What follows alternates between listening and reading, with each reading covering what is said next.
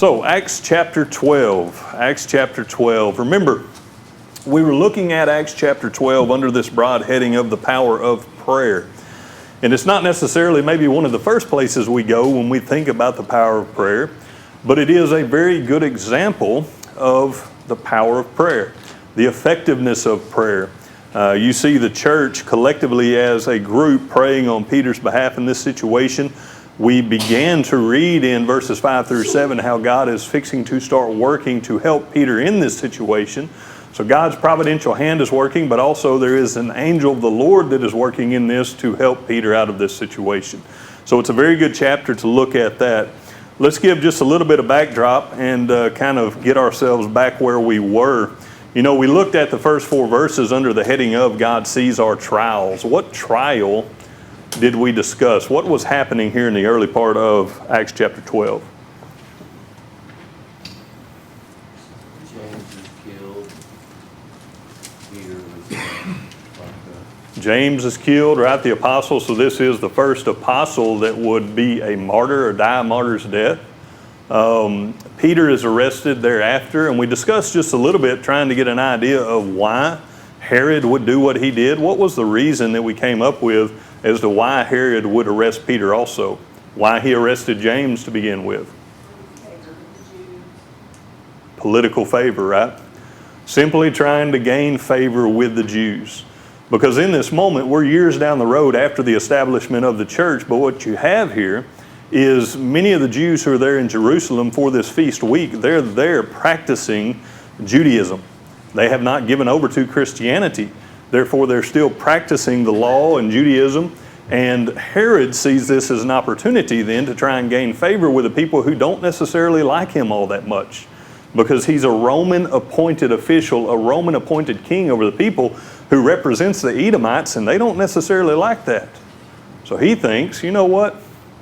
If I kill one of these Christians, if I start harassing the Christians enough, maybe I'll gain some favor. And what we saw in the text, it was far different from what we saw in Acts chapter 2 when the people were showing favor toward Christians. Rather here, in Acts chapter 12, the Jews were pleased that Herod had beheaded, likely, James. We know that he was killed. Some suggest that he was beheaded. So he thinks in his own mind, you know what, if I now bring in Peter, it seems, maybe I can get some more favor with the Jews. So that's what has taken place. And remember, we talked about how Peter is essentially sitting between 2 guards. You have one guard to his right, one guard to his left. He's shackled to both of them, so both of his arms are shackled to a guard. You have one guard who is right outside of likely the prison gate, which is directly connected to his cell. And then you have likely another guard who is guarding the outer gate to actually get out of the jail. And all 4 of these are working in a group, and they work in a rotation so that all guys that are there are fresh and not sleeping, essentially would be the idea. And what we saw when we came into Acts chapter 12, verse 5 and following, the church was doing what in regard? They were praying, right? And some of the application that we had hit on in the closing remarks from these verses was that we need to be constant in prayer. And we see the response of the church immediately praying for Peter, and we don't necessarily know how many days they were praying, but they were praying fervently. They were constantly in prayer, likely for Peter's deliverance, for Peter's life, because we understand that James was just killed. But they're fervent, they're constant in prayer, and we need to be just the same. We also mentioned that we need to rest in God's peace even in the face of suffering. All right, and we recognized even within verses 5 through 7, what was Peter doing while in prison, while chained to these guards? Sleeping, right? Snoozing, sawing logs. Hard to wrap your mind around that. I mean, I don't know necessarily how I would respond in that moment, but it might be quite a challenge to sleep. Nonetheless, the angel has to come up and kind of nudge him or smack him on the side to awake him from this sleep. He has that much peace in his mind and in his heart, even in this situation. And we started talking a little bit about this application, about how we need to be able to rest in God's peace even in the face of suffering. And I want us to talk a little bit more about that. But somebody go ahead and read for us again verses 5 through 7 to get us right back where we were. Peter was therefore kept in prison, but constant prayer was offered to God for him by the church. When Herod was about to bring him out that night, Peter was sleeping, bound with 2 chains between 2 soldiers. And the guards before the door were keeping the prison. Now behold, an angel of the Lord stood by him, and a light shone in the prison. And he struck Peter on the side and raised him up, saying, "Arise quickly." And his chains fell off his hands. Thank you, sir. All right, just thinking about what we have just discussed and introducing this text again and getting it fresh on our minds and what we just read, what all things do you suppose could be going through Peter's mind? What all things do you suppose he could be thinking about that we might think about if we were in this situation? Mm-hmm. Right? James just died. It would very much be a thought in his mind that, you know what, this might be the end of my life. What else? You think, like when somebody's going through something, they're like, I didn't sleep well, this was on my mind, whatever. It's not, I don't care what he was going through, but less than that would keep us up. Oh yeah, absolutely. Whether it's something that is that we're worried about, it could be something that we're excited about, and it'll keep us up at night. The other night coming home from the hospital, I think the night before we got 4 hours of sleep, but yet we get home and we couldn't hardly go to sleep because we're so excited. Well, fear will do something similar to you.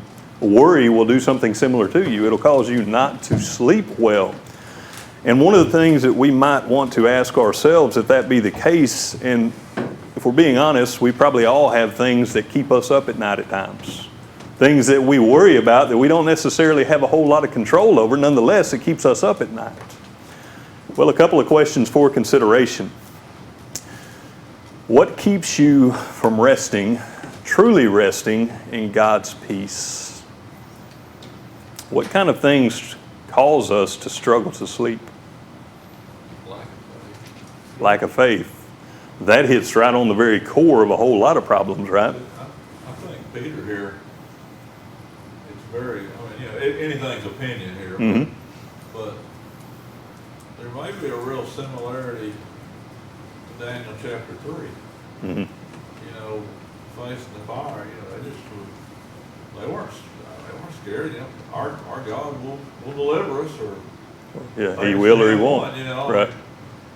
There was no fear of what man could do. And if you think about Peter, who was older, I would assume, than those young men in Daniel were, well, look at what Peter had seen and witnessed, Mm-hmm. and even seen through his own failings.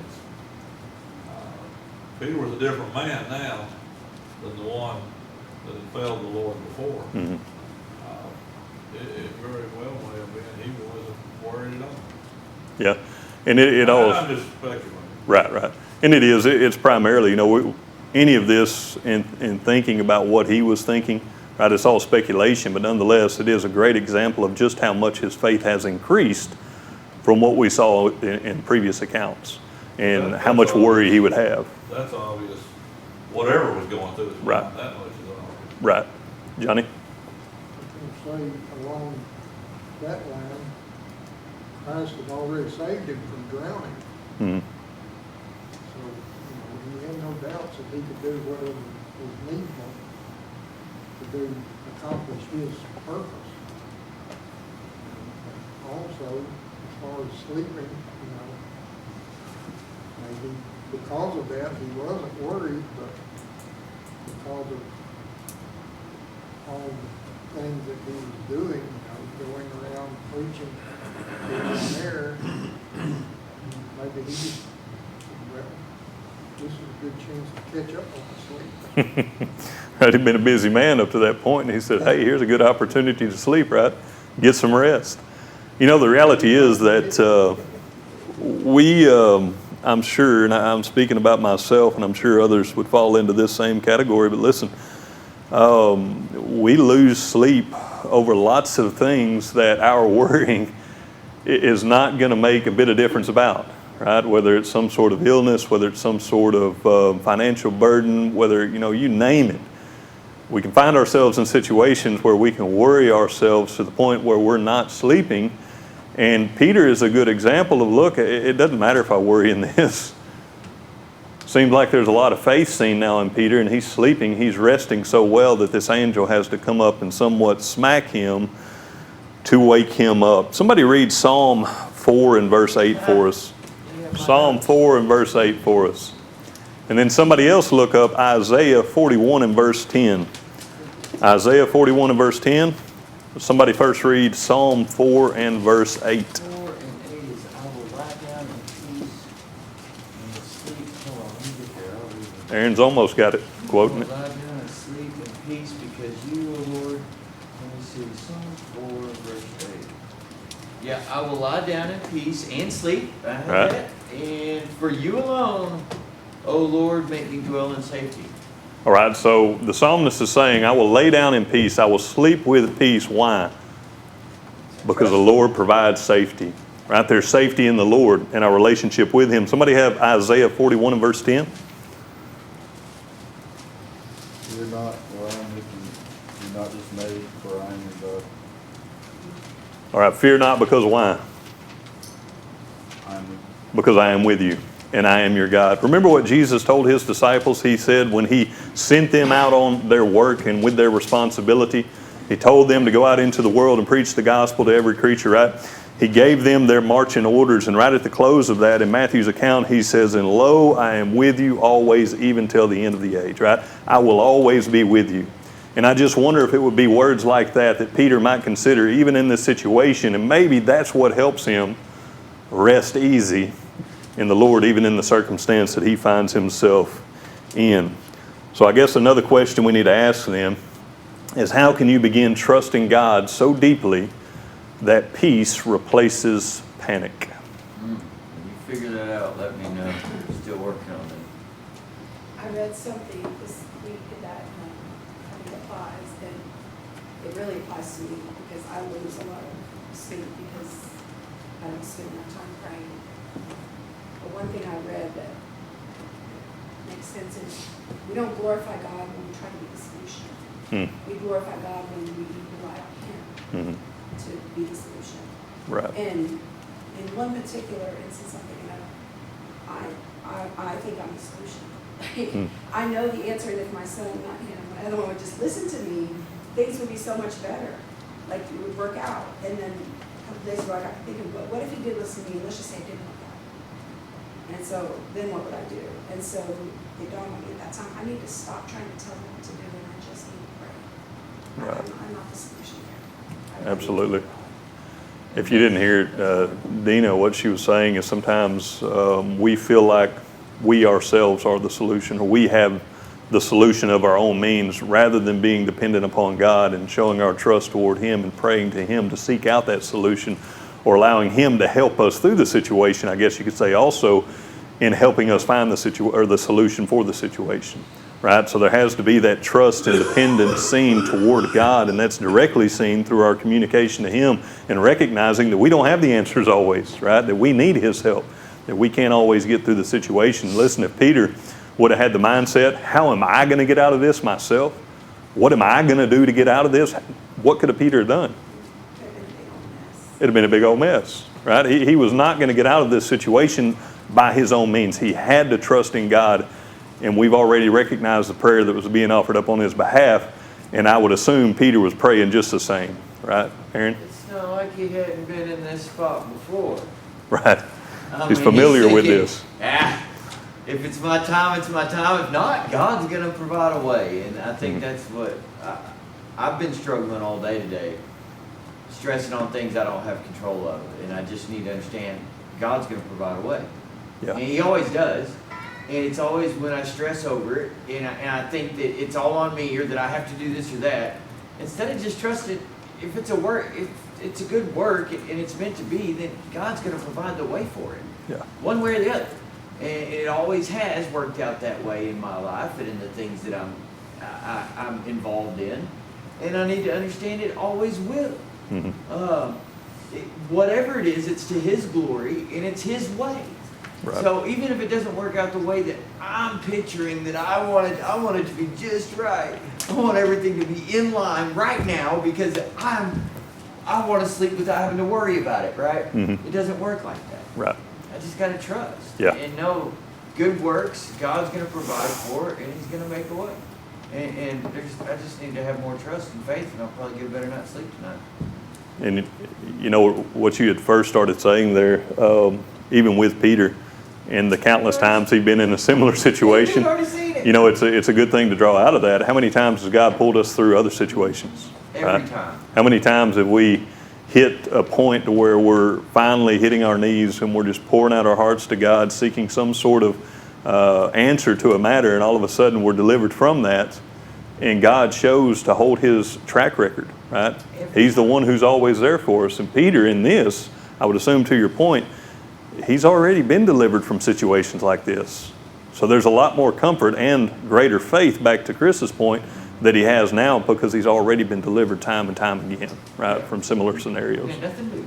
Well, You know. it's, a lot of times, it's not the way we think or the way we're expecting, and I think that's what makes it harder for us sometimes, because I seriously doubt Peter was laying there. I mean, obviously he was knocked out, he had to be woke up, and he didn't even have all his clothes on. I mean, like, he was comfortable. Mhm. But I seriously doubt that he thought God was gonna wake him up like that, and just walk him out, and once he gets to the gate, and then the angel disappears, like, he even thought it was a Yeah. vision or a trance or whatever. Yeah. I mean, he didn't probably expect it to happen that way, but he knew it would. Yeah. And so, kind of like Aaron was saying, like, we don't, but in my mind, and even in my situation, I have the way that it's gonna work out.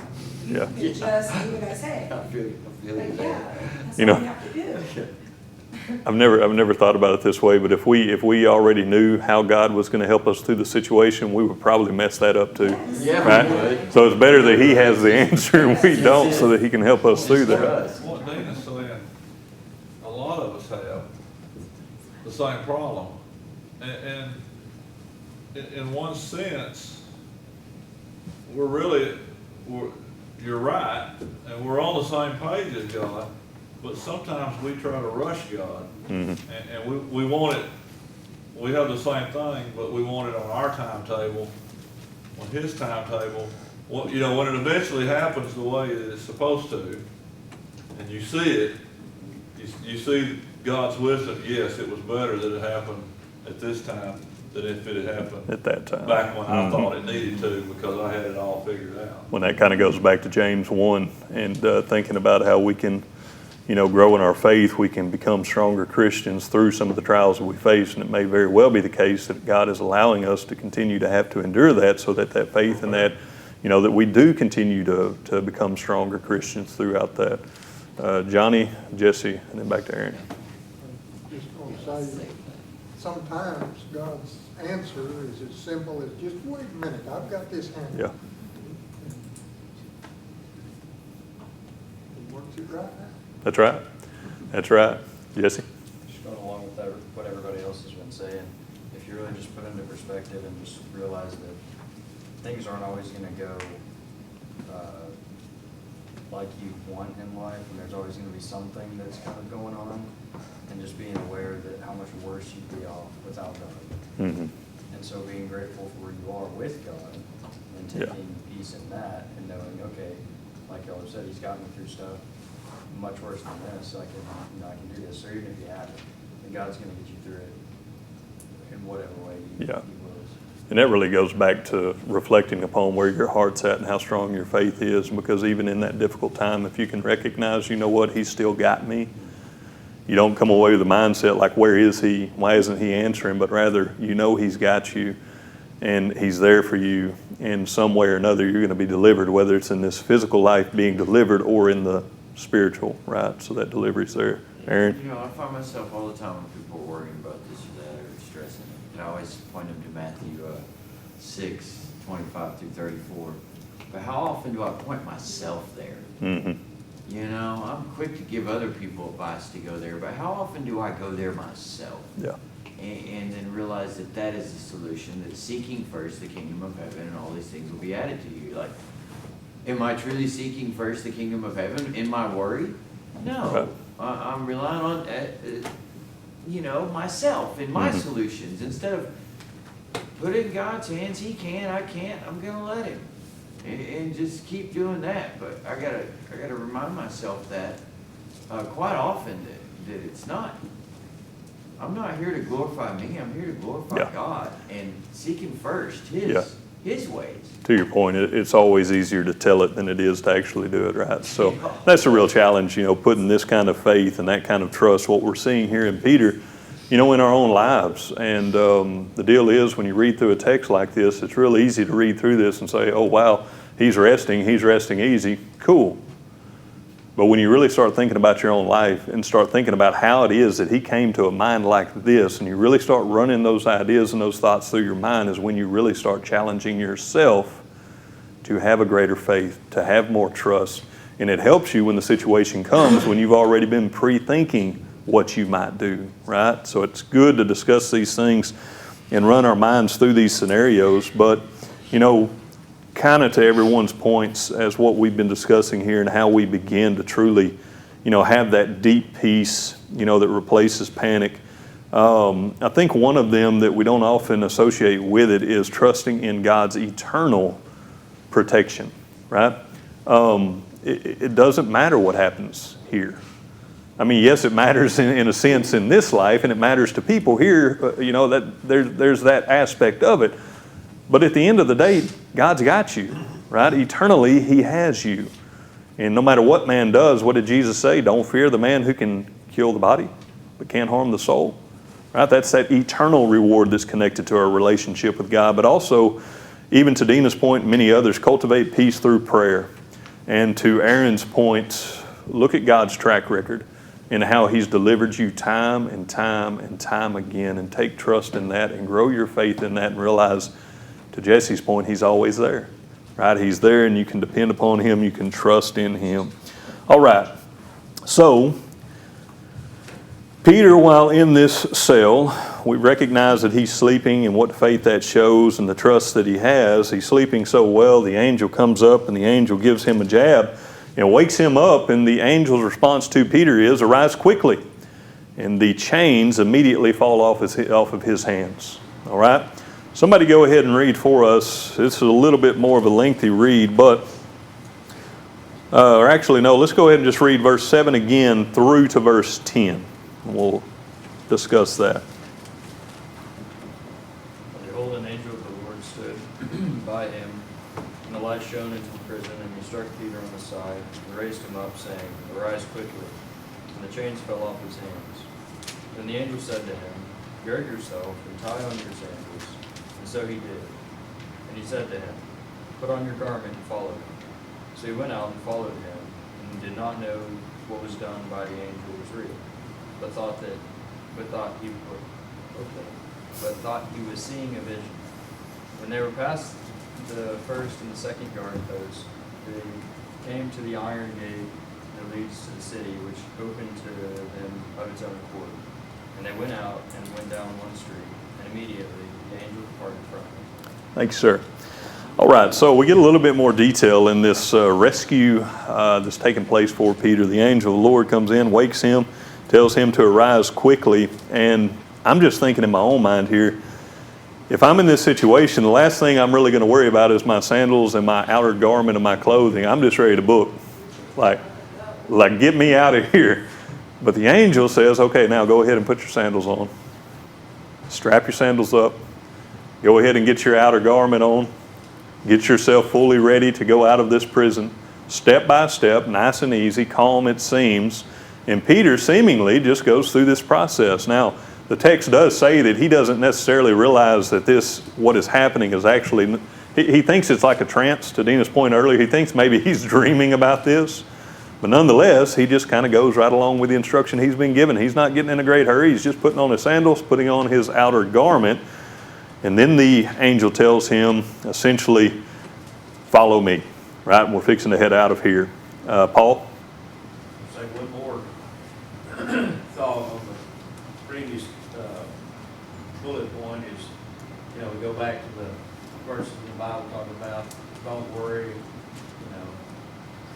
the daisies of the field, who they pull, who they spin, but, also just thinking of another thought in Isaiah 55, when he talks about, it says, starts verse 8, for my thoughts are not your thoughts, neither are your ways my ways, says the Lord. For the heavens are higher than the earth, so are my ways higher than your ways, and my thoughts than your thoughts. For as the rain cometh down, and the snow from heaven returneth not thither, but watereth the earth, and making it bring forth and bud, and give seed to the sower and bread to the eaters, so shall my word be that goeth forth out of my mouth, shall not return unto me void, but it shall accomplish that which I please, and it shall prosper in the thing whereunto I sent. Mhm. You know, it's, you know, we want, and it states right there, our plan, or what we think things should go,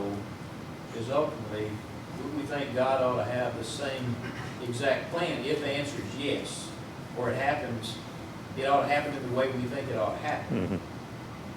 But he states right there, my thoughts, the heavens are higher. Yeah. You know, my thoughts are higher. But, you know, when there needs to be rain, bring forth seed, bring forth bread to the sower, I'll take care of it. But you may not understand the way I do it, but I'm going to take care of it. But my ways are higher than your ways. My Yeah. thoughts higher than your thoughts. And that's the other thing, you know, you think about, well, God's going to do it the way I think he will, because his thoughts are my thoughts. No, they're not. They're higher. Yeah. And I never thought about that. Like, you know, it's always, you know, go to the verses talking about do not worry. Yeah. You know. It's We don't his. think the same way. He doesn't think the same way. We think that we're equal in knowledge and capacity to say that this is going to work out this way. And if it does, that's the way God's going to do it, in that manner. No, he's not. Yeah. You know, it kind of makes me think about, you know, whatever our idea of what the proper solution is or how this should, you know, be resolved. It really more so just affects us in that moment and maybe whoever's right there close, where in God and his answer, because his ways are higher than the heavens and much higher than our thoughts, it probably has an impact of how it reaches everybody else far and wide, right? Because all things work for the good for those who love the Lord. It's going to affect more than just us, more than just the people directly connected to us, but it's going to be in God's greater plan to his will in ways that we can't even fathom and can't even understand, right? So good point to draw out. Peter now has been able to get out of this prison, and I'm sure he was, you know, hoping for this. He was probably praying for this. That's what everybody else is praying for. And he gets led to that outer gate, and the gate opens to them on its own accord, and they went out and went down this one street, and immediately the angel departed from him. Could you imagine Peter standing now in the middle of this street, and the angel has disappeared, and now he's fixing to come to the realization that everything that has just happened is not a dream at all, but he has just been delivered from this situation. All right, you get to verse 11. And it says, and when Peter had come to himself, he said, now I know for certain that the Lord has sent his angel and has delivered me from the hand of Herod and from all the expectation of the Jewish people. Right? There's no doubt in his mind now that it is God who has sent an angel to deliver him and specifically to save him from what Herod wants to do him and what is the expectation of all the Jews, that Herod would take his head just the same. Right? There's no doubt that God has delivered him. It says in verse 12, so when he had considered this, he came to the house of Mary, the mother of John, whose surname was Mark, where many were gathered together praying. And as Peter knocked at the door of the gates, a girl named Rhoda came to answer. When she recognized Peter's voice, because of her gladness, she did not open the gate, but ran in and announced that Peter stood before the gate. But they said to her, you're beside yourself. Yet she kept insisting that it was so. So they said, it is an angel. Now Peter continued knocking, and when they opened the door and saw him, they were astonished.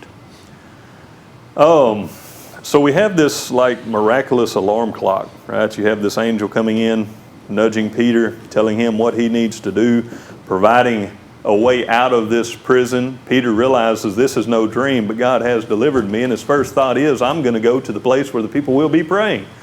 I'm going to go to the people who are concerned about me, and I'm going to let them know that I am out, right? That's what's on his mind, to ease everybody else's burden and worry. And he gets there, knocks on the door, and the first one that comes to the door hears his voice, and they're so excited, they're so thrilled to hear his voice, they turn and run back inside, and they don't even open the door.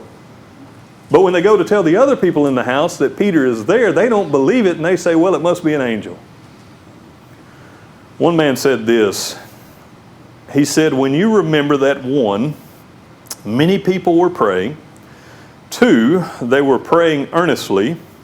3, they prayed constantly for possibly a week, right? This religious feast time is a week long. It could have been the full week. It could have been 3-4 days. It could have been 2.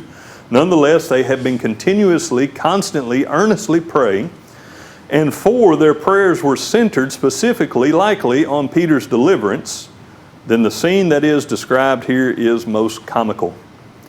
The answer to their prayers is standing at the door, but they don't have faith enough to open the door and let him in. He said God could get Peter out of prison, but Peter could not get himself through the door. Right? And it goes back kind of to what Dina was saying earlier. Sometimes we think we have the answer. Look, God got him out of the prison, and now Peter can't even get in the door of the house. And the people who are in there, who have been praying constantly for Peter's deliverance, now he's there and they won't even let him in. Well, of course, it could have been the case that the one who was knocking, it could have been Herod's soldiers coming to arrest the Christians, right? So it at least shows some faith in this individual who is willing to go to the door to see who it was, and she hears Peter's voice. She's so excited that she forgets to let him in. And I wonder how we respond when God answers our prayers. And there's a couple of different ways we see people respond within this text. And I just wonder if we fit into any of these categories. All right? Do we immediately respond with gladness and celebration as the one who has heard Peter's voice? Is that our response? Maybe it's the case that we've been praying on a certain matter for such a long time, and God answered the prayer, and we don't even recognize that He's answered it. Therefore, we do not celebrate a bit. Maybe we just go to prayer in the sense like, well, here's the least, to a point that Dina made last week. You know, we have the mindset, well, this is, all I can do is pray. And we think about it in the sense like that is the minor thing, but rather that is the greatest thing that we can do is pray. But yet maybe we go to prayer with this mindset like, okay, well, this is just what we normally do. I'll just pray about it. Without really considering just how much God can work in our lives, we simply do it out of routine. Therefore, when He answers the prayers, we barely recognize them. Right? There's a lot of ways that we can respond to God's prayers that might line up with what we've seen here. This one person celebrating greatly, others want to deny that this prayer has been answered, so much so that they say, well, you're beside yourself. What are you talking about? There has to be some other solution. It can't be that. Maybe this was just Peter getting his just desserts, because he had a habit, of getting excited and acting before he thought, kind of like at the Transfiguration. Mm-hmm. So maybe this girl was just kind of acting like Peter did there and just got too excited. Maybe just got a little over. Kind of like a golden retriever used to do when we get home. She just run off. Yeah. She was so excited, didn't know what Just to be out. Yeah. Forgot how far she ran. Yeah, forget Yeah. we were even home. Right. Maybe she was like that. It very well could be. One of the things we could take away from this is that we need to expect God to answer even when it seems unlikely. And I don't know if it was the case that some of them who heard her come back and say, Peter's at the door, our prayers have been answered. Well, it can't be that, right? They thought it was unlikely, it seems. Nonetheless, no matter how unlikely it may seem to some, God works through prayer. And we need to be willing to expect Him to answer. And a couple of things here in ways that we might fall into this same kind of mindset. Maybe it's because we're praying only because it's a good thing to do, rather than because we know God will respond. We could easily become of that mindset. Maybe we're doing it out of habit, not out of complete trust that God will actually answer. It just becomes the common thing for us to do, but we're not really showing God our trust and believing that He will answer our prayers. Maybe we're doing it simply to make someone else feel better, because we don't know what else to do for them. And to Dina's point last week, we say all I can do is pray, right? If we don't really think about what power we have through prayer, what God can do in our lives through prayer, we'll look at it in a different light than what we should.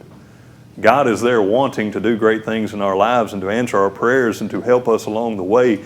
We need to show the trust in Him and put our faith in Him and pray and have belief that those prayers are going to be answered, that He is there to hear us. Dina?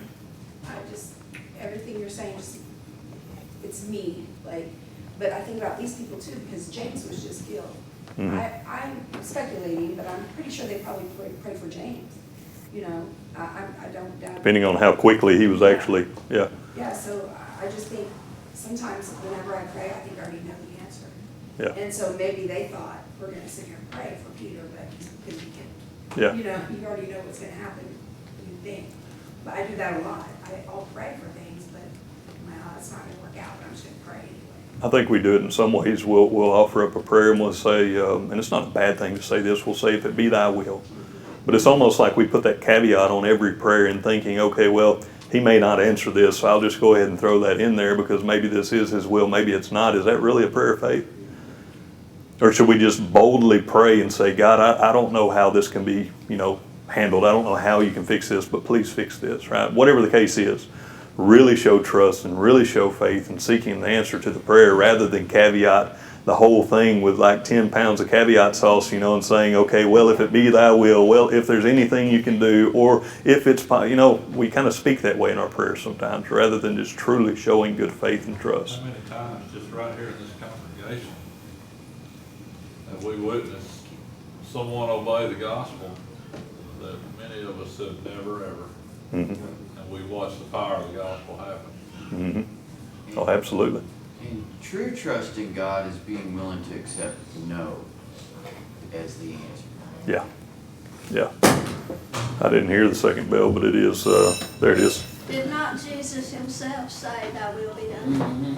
Oh, yes. And Thy will be done. yes. And it's a good thing to pray. It's a good mindset to have, but sometimes I think we use it in a sense of doubt also. It's very good to always pray within the Father's will and also even mention that, but we can't allow ourselves to use that almost as, well, He may not answer this, so I'll just throw that in there just in case He doesn't answer it.